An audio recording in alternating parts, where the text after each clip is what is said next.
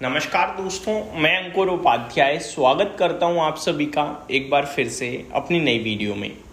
एक एक करके आप सभी के साथ कुछ स्टॉक्स को डिस्कस करना चाहूँगा दोस्तों, जो इस बार हिडन जेम निकल के आ सकते हैं सामने। वैसे तो ये स्टॉक कोई हिडन नहीं है, बहुत ही फेमस स्टॉक्स हैं, बहुत ही अच्छी क्वालिटी की कंपनियाँ हैं। पैसा भी इन्वेस्टर्स का इनमें बना भी है, टूटा भी है, क्योंकि वॉलेटाइल काफ़ी ज़्यादा रही हैं। बट कंपनियाँ मेरे को लगता है बिजनेस टर्म्स में देखो ना तो बहुत अच्छी हैं। पहले स्टॉक की तरफ बढ़ते हैं। थीम क्या है? थीम गर्मी है। मैंने कल भी आप सभी के साथ गर्मी से रिलेटेड बात करी थी। मैं आज भी बात कर रहा हूँ, क्योंकि भैया मेरे को पता है यहाँ पे कितनी गर्मी पड़ रही है। मतलब पैर नहीं रखा जा रहा घर से बाहर, इस कदर लू चल रही है। जो लू मई 15 के बाद चलती थी ज्यादातर, अभी अप्रैल मिड में चलने लगी है और भयंकर लेवल की गर्मी है। ये जो गर्मी अभी है ना, ये जून में शुरू होती है। 40-45 डिग्री टेम्परेचर अप्रैल एंड तक आते आते ये एक बहुत जल्दबाजी है। ऊपर से मॉनसून हल्का रहेगा। मैं बार बार रिपीट इसलिए कर रहा हूं ताकि आपके दिमाग में बैठ जाए ये चीज। हम लोग शेयर के प्राइस को ट्रेड करते हैं। जब तक हम स्टॉक के प्राइस को ट्रेड करेंगे ना, मतलब ही नहीं है पैसा बन जाए। जिस दिन हम फंडामेंटल्स को ट्रेड करने लगेंगे उस दिन हमारे लिए पैसा बनाना इजी हो जाएगा, ये याद रखिएगा। अब गर्मी भीषण पड़ रही है, मॉनसून हल्के रहने की उम्मीद है, तो ऑब्वियस है कि पावर की डिमांड हाई लेवल पे जाएगी। दोस्तों मैं आपको बताना चाहूंगा कि जो इलेक्ट्रिसिटी कट होता है ना, जो दिन के दौरान एक बार होता है, वो अब दिन के दौरान 3 बार होगा। और ऐसा भी होगा कि लंबे लंबे कट आएंगे, और कभी कभार कुछ एरियाज में तो पूरे पूरे दिन लाइट नहीं आएगी। क्यों होता है ये सब? क्योंकि डिमांड इतनी ज्यादा हो जाती है कि लोड फैक्टर बढ़ जाता है, ट्रांसफॉर्मर्स फूकते हैं, तार जल जाते हैं, गर्मी के कारण कट देना पड़ता है। तो 2 रिक्वेस्ट हैं। एक ऐसा, मतलब मैं ये कहूंगा कि ऐसा पर्सन आपको ध्यान रखना है, जिस जगह जरूरत नहीं है उस जगह बिजली का प्रयोग मत कीजिएगा, पहली बात। दूसरी बात, इससे क्या होगा कि बिजली कहीं और पहुंच पाएगी, ठीक है। ऐसा नहीं है कमी है, इसलिए क्योंकि वो लोड फैक्टर कम होगा थोड़ा। दूसरी बात ये है कि ये जो डिमांड हाई हो रही है, इसकी वजह से पूरी इंडस्ट्री को फायदा होगा एक एक करके। तो मैं इस समय एसी से रिलेटेड बात करना चाहूंगा और वोल्टास ब्लू स्टार की बात नहीं करूंगा, क्योंकि ये तो सबको ही पता है। पीजी इलेक्ट्रोप्लास्ट पहला स्टॉक है।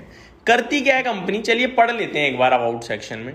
PG Electroplast limited is the flagship company of PG group. While the PG Group had started its journey in 1977, PG Electroplast was formally set up in 2003 and is a leading diversified Indian electronic manufacturing service provider. It specializes in original design manufacturing यानी ODM, original equipment manufacturing यानी OEM, and plastic injection molding, catering to 50+ leading Indian and global brands. मैं आपको बताना चाहूंगा दोस्तों, ये AC बनाने का काम करते हैं। एसी बिक तो वोल्टास करा है, लेकिन बना यही रहे हैं पीछे से। ऐसा नहीं है वोल्टास के लिए बना रहे हैं, मैं एग्जांपल दे रहा हूं। वोल्टास ब्रांडिंग देता है अपनी, बनाते यही सारे लोग हैं। तो ये जितनी डिमांड बढ़ेगी, जितने एसी बिकेंगे उतने ज्यादा बनेंगे। तो ये पहला स्टॉक है। 15,500 करोड़ का मार्केट कैप, 56 का पीई, 102 रुपए की बुक वैल्यू, 547 रुपए पे ट्रेड कर रहा है। ऊपर से अच्छी करेक्शन है। अर्निंग्स थोड़ी टूटी थी, लेकिन दिसंबर क्वार्टर में काफी अच्छा रिवाइव आया है, जंप आया है। मुझे लगता है आने वाले समय में और तंगड़ा जंप आना चाहिए, कंपनी अच्छा करना चाहिए। 2900 करोड़ के समथिंग के रिजर्व्स हैं, जिसके सामने बोरोइंग्स मात्र 590 करोड़ की है। अच्छी कंपनी है, इसीलिए मैंने आपसे कहा। शेयर होल्डिंग पैटर्न में पब्लिक के पास 22% का स्टेक है, बाकी बड़े हाथों में है, डीआईज, एफआईआईज और प्रोमोटर्स के पास। दूसरा इसी से रिलेटेड स्टॉक है ईपैक ड्यूरावेल। ईपैक ड्यूरावेल का क्या काम है वो भी पढ़ लेते हैं। इनकॉर्पोरेटेड इन 2019, अभी रिसेंटली 7 साल हुए हैं कंपनी को। काम क्या है, और ये भी ओडीएमिंग है, of room air conditioners, RAC, AC के नाम से आप ज्यादा अच्छे से जानते हो। ये एसी बना रहे हैं, लिखा भी है इनके तो अबाउट सेक्शन में, डायरेक्टली आप पढ़ सकते हैं। 2240 करोड़ का मार्केट कैप है, छोटी है, स्टार्टिंग है, लेकिन बेहतरीन कंपनी है। 233 रुपए का प्राइस है, 100 रुपए की बुक वैल्यू है, 54 के पीई पे है। तो बुक वैल्यू वाइज तो एकदम सस्ता है, लेकिन वैल्यूएशन वाइज रीजनेबल है, सस्ता नहीं है। रिसेंट क्वार्टर में जंप आया है, वापस से स्टेबल हो रही है कंपनी धीरे धीरे, मेरे को लगता है बैठना चाहिए लेके। रिजर्व्स में 861 करोड़ के रिजर्व्स हैं, 724 करोड़ की बोरोइंग्स हैं, तो यहाँ बोरोइंग्स थोड़ी ज़्यादा दिखती हैं। बाकी अगर आप नोटिस करें शेयर होल्डिंग पैटर्न, तो पब्लिक के पास 45-46% है, जिसमें से एक ऑगस्टा इन्वेस्टमेंट है जिन पे 6% है, यानी 40-39% बड़े रिटेल इन्वेस्टर्स के पास है। तो थोड़ा इसके बैलेंस शीट थोड़ी डगमगाई हुई है, लेकिन कंपनी ये भी अच्छी लगती है मुझे। अगला बहुत ही बेहतरीन कंपनी है नवीन फ्लोराइन। दोस्तों नवीन फ्लोराइन वैसे तो हम केमिकल कंपनी के नाम से जानते हैं, लेकिन इसमें ना R32 का इनके पास महारत है। R32 एक गैस है जो आपके एसीज में फिल होती है।